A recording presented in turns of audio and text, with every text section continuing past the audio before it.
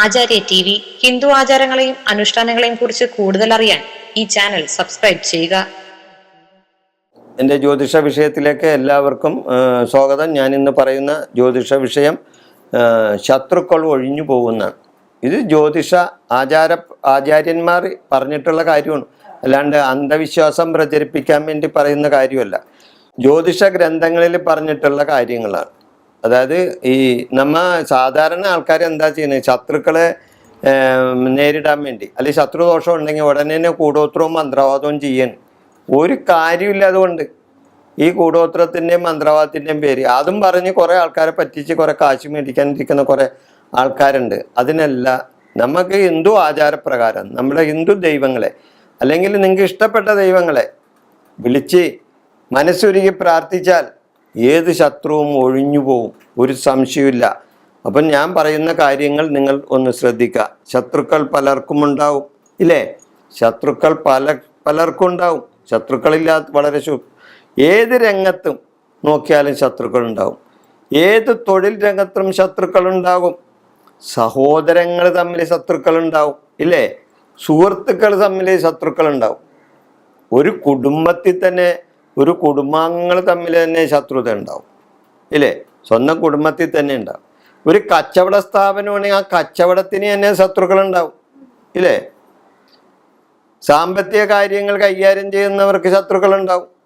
അങ്ങനെ ശത്രുശല്യം എന്ന് പറയുന്നത് ഒരു സംഭവമാണ്, ഒരു സ്ഥിര സംഭവമാണ്. അത് മനുഷ്യൻ്റെ ഉത്ഭവം മുതലുണ്ട് ശത്രുക്കൾ, ഇല്ലേ?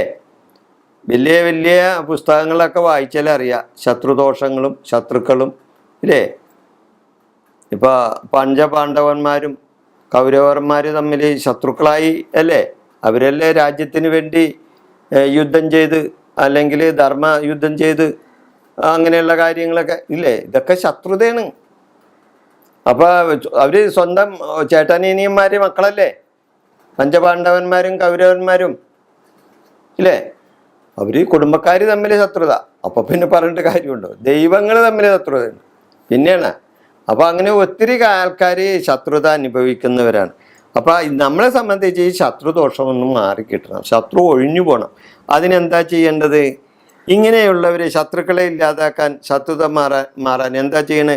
ഭദ്രകാളി ക്ഷേത്രത്തിൽ കാളി സൂക്ത പുഷ്പാഞ്ജലി നടത്തണം.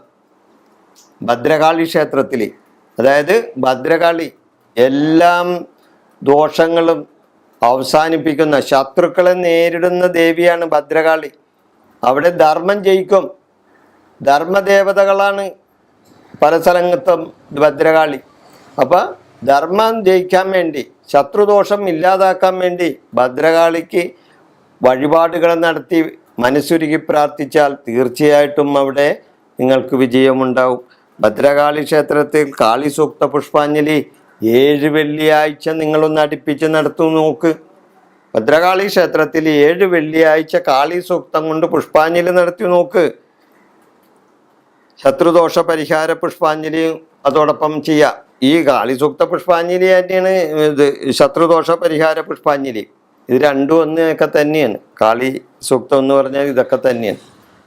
അപ്പോൾ അതുകൊണ്ട് ഒരു വെള്ളിയാഴ്ച ഭദ്രകാളിക്ക് കടും പായസം കൊടുക്കണം, കടും പായസം നിവേദിക്കണം. കാരണം എന്താ? ദേവി പായസാന്റെ പ്രിയാണ്. പായസം ദേവിക്ക് ഇഷ്ടമാണ്. അത് കടും പായസം, ശർക്കര പായസം, അങ്ങനെ പല വിധത്തിലുള്ള പായസം ഉണ്ട്. അപ്പോൾ ചില സ്ഥലത്ത് കടും പായസം എന്ന് പറയും, ചില സ്ഥലത്ത് ശർക്കര പായസം എന്ന് പറയും. ഓരോ നാട്ടിലും ഓരോ പേരാണ്.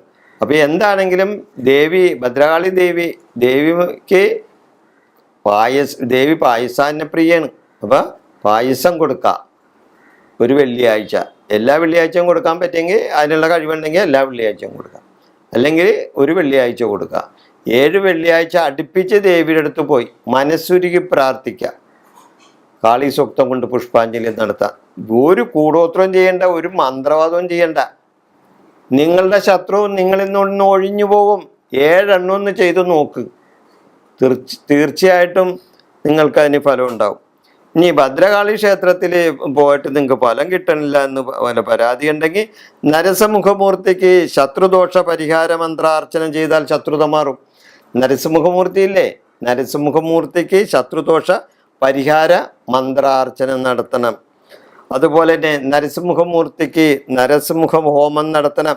നരസിംഹമൂർത്തി ഹോമം നടത്തിയാൽ നിങ്ങളുടെ ശത്രു നിങ്ങളിൽ നിന്നും ഒഴിഞ്ഞു പോകും, ഒരു സംശയവുമില്ല.